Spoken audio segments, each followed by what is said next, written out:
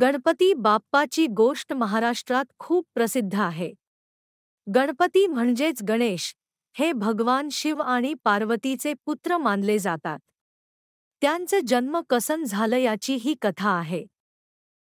एके दिवशी देवी पार्वती स्नान करायला जात असताना त्यांनी आपल्या अंगातील उटण्यापासून एक पुतळा तयार केला आणि त्याला प्राण दिले. त्या पुतळ्याचा जन्म झाला आणि त्याचं नाव ठेवलं गणेश.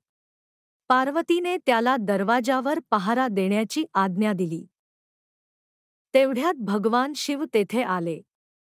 गणेशाला शिवशंकर कोण आहेत हे माहीत नव्हतं, त्यामुळे त्यांनी त्यांना आत जाऊ दिलं नाही.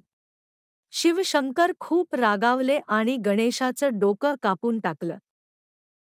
जेव्हा पार्वतीने हे पाहिलं तेव्हा त्या अत्यंत दुःखी झाल्या. त्यांचा दुःख पाहून भगवान शिवाने एका हत्तीचं डोकं गणेशाच्या धडावर लावलं आणि त्याला परत जिवंत केलं.